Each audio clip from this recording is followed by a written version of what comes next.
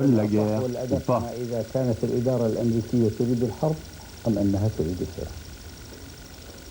La communauté internationale vous reproche deux choses.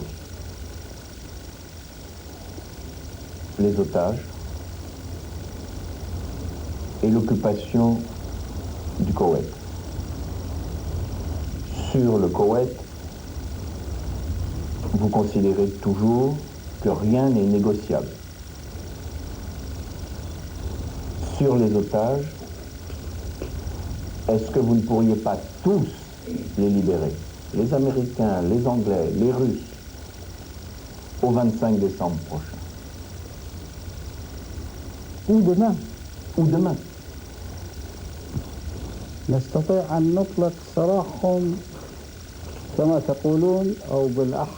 pourrions les libérer, selon votre terminologie, ou plutôt les autoriser à voyager, selon la nôtre. Dès que nous aurons l'assurance que le président Bush, d'ici le 25 mars, n'attaquera pas le peuple irakien.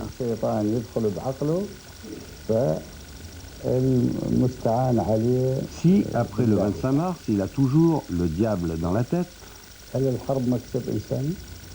s'il décide de nous attaquer, nous compterons alors sur Dieu pour faire face à toute éventualité.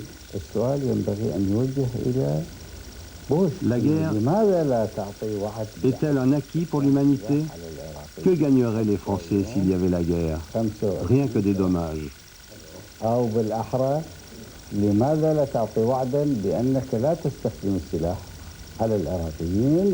faut demander à Bush de donner l'assurance de ne pas recourir aux armes jusqu'au 25 mars pour vous donner et donner aux autres une occasion de trouver une meilleure voie.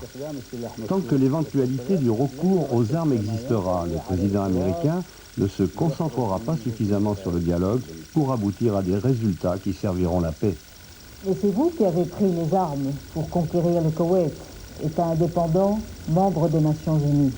Maintenant que le président Bush vous propose le dialogue, donc vous sauve la face d'une certaine manière, pourquoi ne pas entrouvrir une possibilité sur le Koweït? Des aménagements territoriaux, par exemple.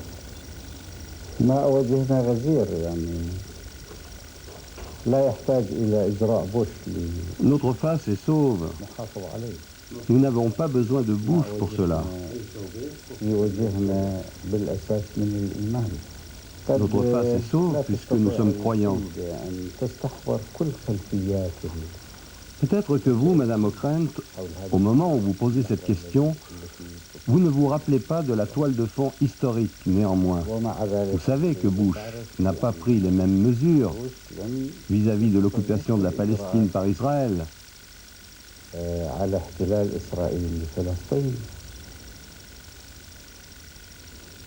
Néanmoins, Madame Ockrent et il n'a pas remué le petit doigt lorsqu'il a vu de ses yeux sur les écrans de télévision des enfants, des femmes, des vieillards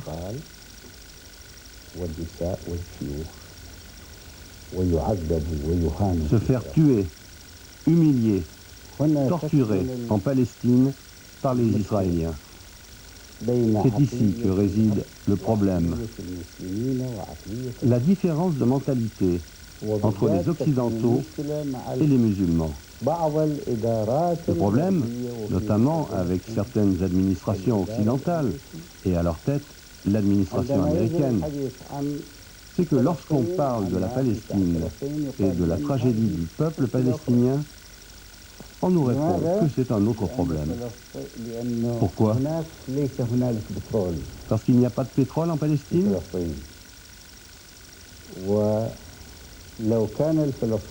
Si les Palestiniens avaient été les maîtres du pétrole et contrôlé les vannes à leur gré, le président Bush et bien d'autres leur auraient accordé davantage d'importance qu'ils ne le font aujourd'hui. Le problème, c'est que le président Bush et d'autres chefs d'État occidentaux ont deux chartes des Nations Unies. Une charte dans la poche gauche, une charte dans la poche droite, ainsi que deux balances. Une balance pour acheter et une balance pour vendre.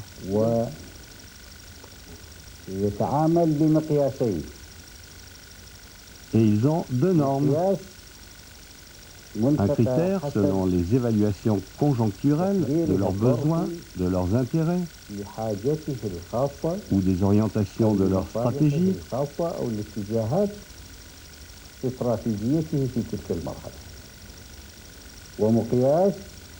et un critère pour les peuples opprimés du tiers-monde, opprimés surtout par les politiques du bloc occidental et par les États-Unis en particulier.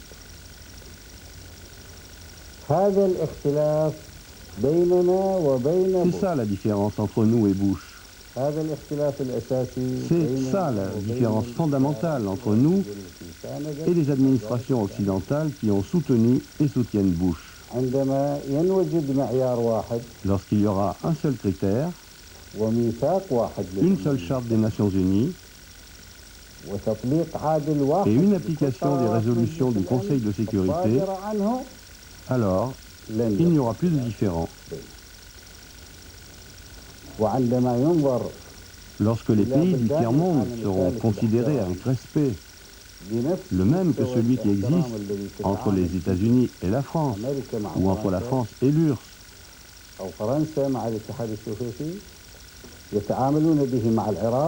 entre l'Irak et les autres pays arabes, musulmans, et les autres pays du tiers-monde, à ce moment-là, il n'y aura plus de problème entre nous. Monsieur le Président, Christine O'Krent et moi, nous pouvons aller librement en Cisjordanie et à Gaza. Nous ne pouvons pas aller au Koweït. Vérifier si le bilan qu'on nous a présenté en Occident est exact. 7000 morts parmi les populations civiles, 21 000 disparus, et le président Bush a indiqué viol, pillage, vol. Deux poids, deux mesures. Est-ce qu'on ne peut pas aller au Koweït et est-ce qu'on ne peut pas vous demander à vous, aujourd'hui, quel est votre bilan? Et combien de morts aussi parmi les Irakiens?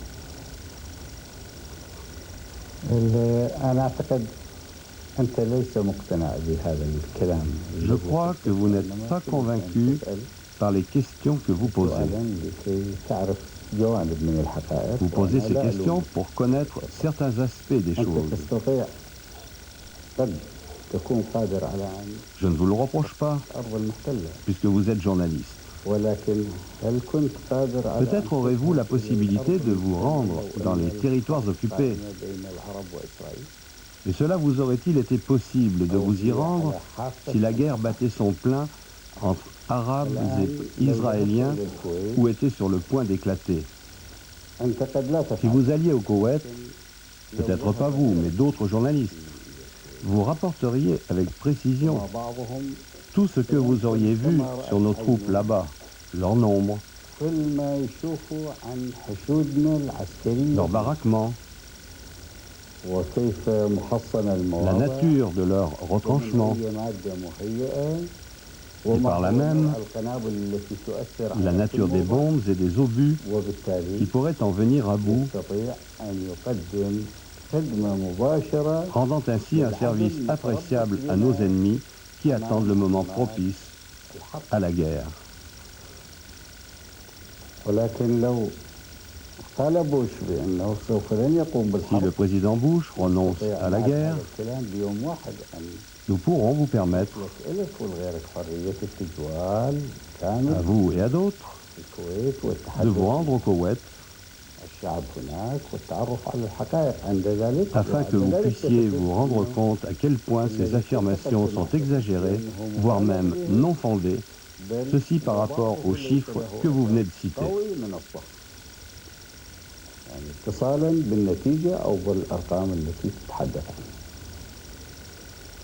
Un fait, cependant. Vous dites que le sort des Palestiniens vous tient à cœur. Il y avait au Koweït 400 000 Palestiniens qui ont été eux aussi victimes de violences, de vols, et pour eux c'est la ruine économique. Comment conciliez-vous ce souci de la cause palestinienne et le mal, le tort fait aux Palestiniens qui travaillaient au Koweït?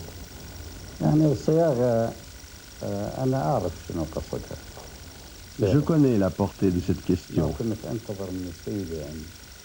et je ne m'attendais pas à ce qu'on pose une question si loin de la vérité.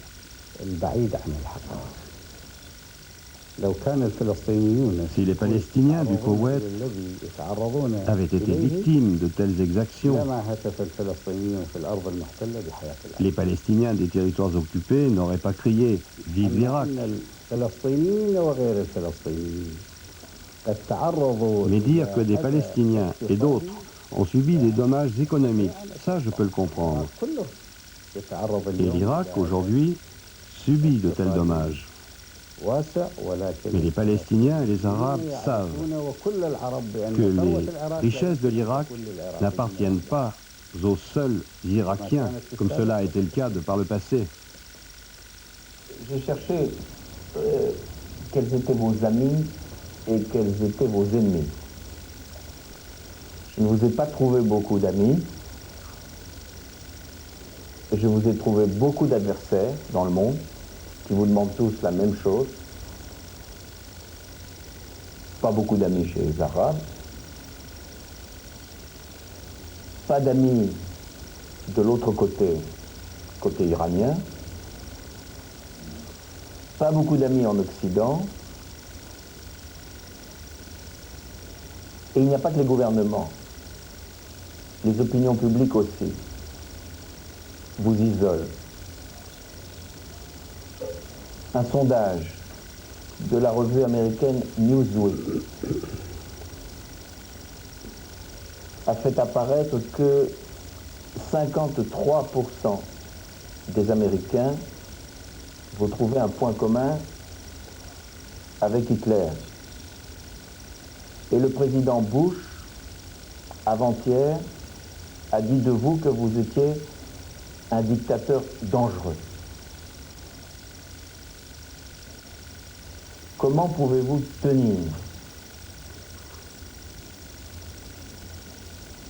face à tout ça? S'agit-il des individus ou des peuples quand vous parlez d'amis? Les deux. Comment considérez-vous ces milliers de manifestants français qui manifestent contre la guerre?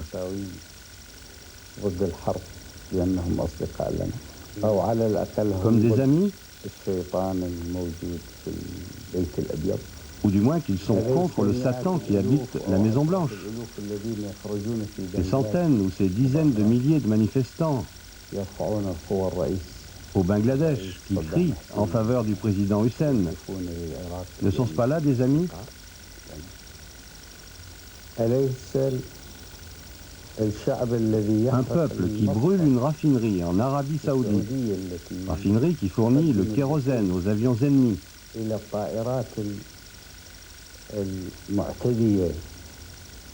ne sont-ce pas là des amis?